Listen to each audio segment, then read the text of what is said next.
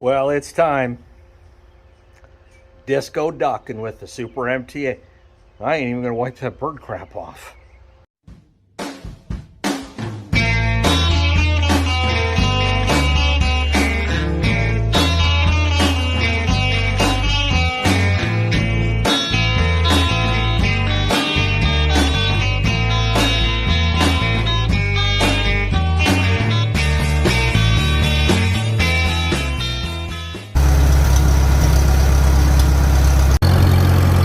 I kind of left something out here the other day and I happened to need it for filming.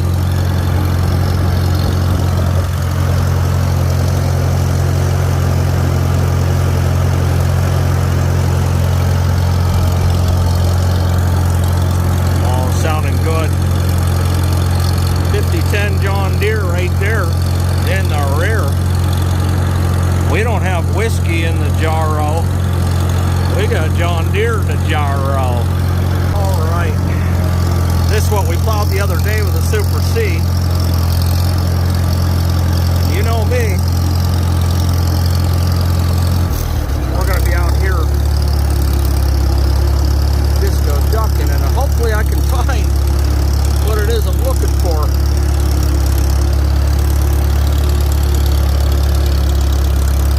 Oh yeah, there she is.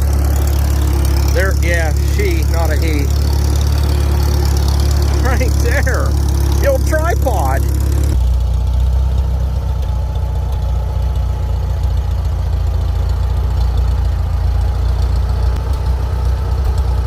Yeah, you know, I did a lot of work to this tractor, and if you followed along with me, some did, some didn't, but this is the one thing that I didn't get to. Setting the hydraulics up. I'm going to want new hoses on there anyways, plus the coupler. Probably mount right here. But this is just chaotic. I mean, whenever I get hoses put on a new cylinder, I always make them long.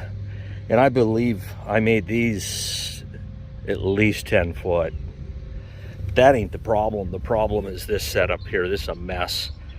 It's just, like Cash said, man, it's one piece at a time. You just fix one thing. Pretty soon you're out of things to fix and the whole tractor's exactly the way you want it. But this is the last of the Mohicans right here.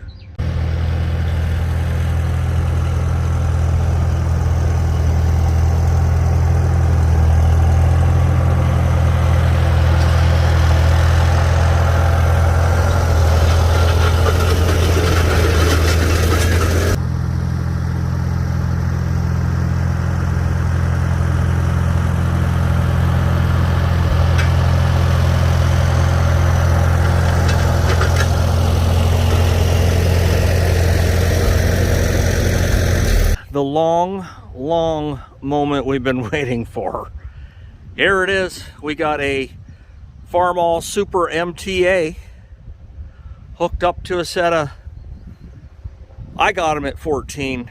Somebody else said that those are 13.6s. Well, I can tell you from outer edge, in the rear gangs, from outer edge to outer edge, I got 14 feet. These aren't super heavy framed. The 370s, they're not like the 470s, but this is still a lot of disc. Okay, even for an MTA, we're looking at, you know, a Super MTA finely tuned, about 50 horse. Now I know you're going to run right to tractor data and correct me. 15.5 38s. We got 650 16s on the front. Those will be changed. But not before we do a full initiation on this thing. So what I'm going to do here is I'm going to spare you all this. I'm going to grease the discs, and then I'm going to hit these ends real quick with an impact. I'll put, you know, pipe wrench on there and then hit the ends just to tighten the gangs up a little bit. You know, every time you disc, before you took them out, if you just little turn on the ends there, you'd save yourself a lot of trouble in the end. Now, you're not going to save yourself trouble as far as hitting rocks with your disc blades themselves, but as far as your wiggliness and how loose they get, every time grease them, Even if you did it every other time, just zip right on the ends. But that's what I'm gonna do, and we'll get right to disco ducking. Yep, so that's what I'm doing. I had, I think this disc here was loose. We ain't loose no more. Held her down with a little pipe wrench and then cranked the end. Those are junky Chinese. Oh, like something you'd use with a breaker bar, but I really don't care about them, so I throw them on the end of there, and there you go. That'll work. Tighter than a frog's butt, and then you just take that tab and pound it down, and they're almost, if you're gonna tighten these up every time you go disco ducking, you're almost better off not having the tabs on there. But yeah, I like that side. On to the next gang. So here I've got one loose right there, one kind of loose, but they won't be. Well, we don't play that. We loose? No, them blades tight. Brief intermission. I just had this little genius delivered. Three bottom, and it's got the good hitch on it. Now it does need some work. I ain't here to BS anyone. Rubber on the one side, steel on the other, and yeah. He says when he bought this, he showed up and the guy was plowing with it. And I mean, he's got the shins and the shares kind of doohickey rig, but I think we just plow with it until it falls apart and then rebuild it. Yeah, this is a 3-bottom, man. Good to go. Needs pump full of grease. But anyways, check this out. Rubber on the one side, got steel on this side, just like the one hooked to the A, but this has got the cleats to it. And what's interesting about this, these bolts are original International bolts. On the back, one of these, he pointed out, you could still read the IH on there. That's pretty cool. Now, I personally have never had a problem, you know, when you pull it and needs to get traction, but it's definitely going to get traction now. And I also picked up a 2-bottom, and it's got the original hitch on there too. And most of those broke. And what guys did, they just threw a clevis on there and called it even. Well, that's kind of a safety valve. It's a breakaway hitch. But anyways, this is a 2-bottom little genius on rubber. And I don't know what I'm going to do with it yet. I don't know if it's going to be parts for that, or, I mean, I've got a 2-bottom right there. There's 2-bottom here, 2-bottom everywhere. So let's get back to disco ducking. Well, time to check the oil. Make sure we at least got that going on.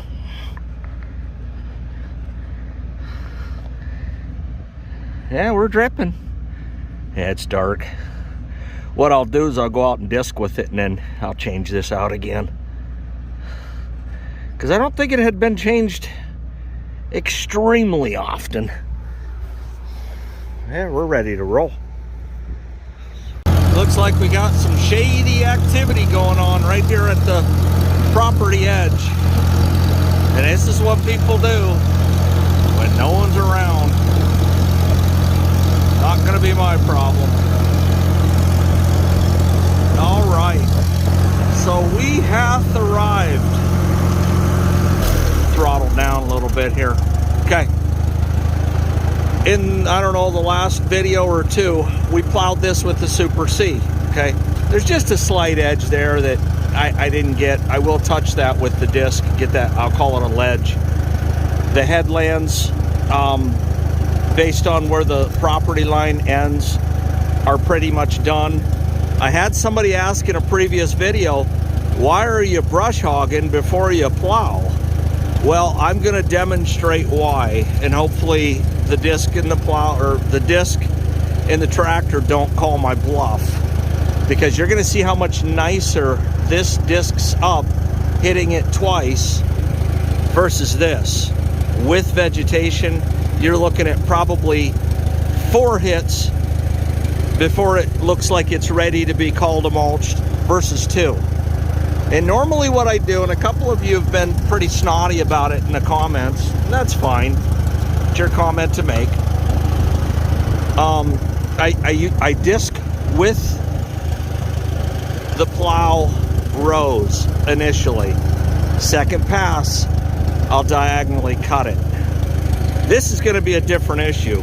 Again, this is plowed, but it was plowed a long time ago, and I don't even know, like, it's in the videos, Farmall Cub plowing this. So I don't know, but you're going to see the difference today.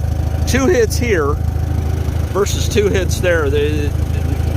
Based on my past experience, there will be no comparison. So let's go. It's almost time to grow.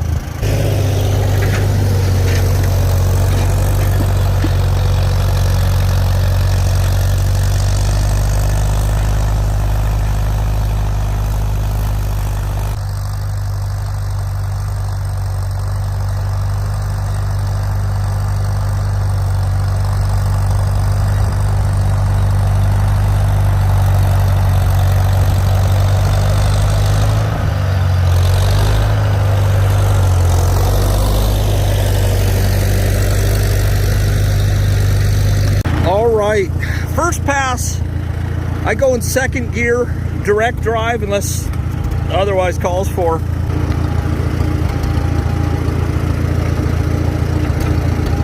There we go.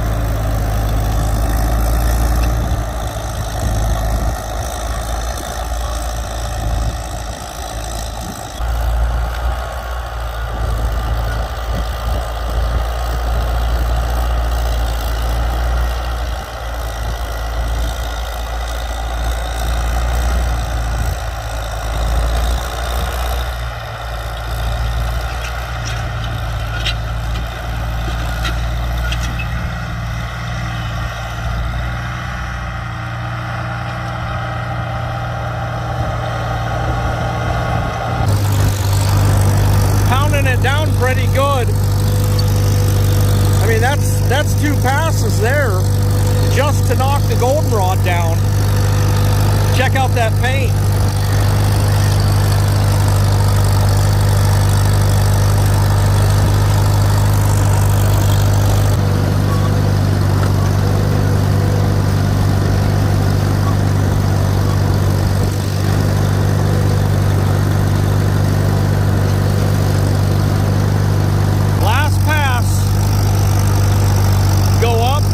Come back and hit that strip and then start coming diagonally.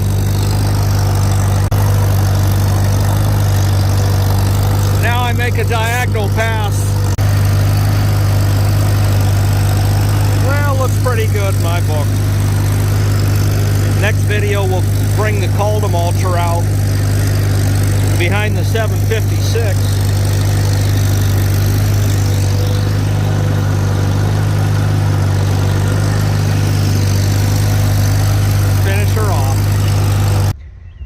If you want to know if there's a difference between an M and a Super M, get you a set of 14s. I thought my M was powerful. It ain't got nothing on this. And I ain't even set up in the rear. I don't have rear wheel weights, and I ain't loaded. Wait till I get it set up right. Boom! Hit subscribe. A lot more of this type of action coming your way real soon. I'll see you at the next video.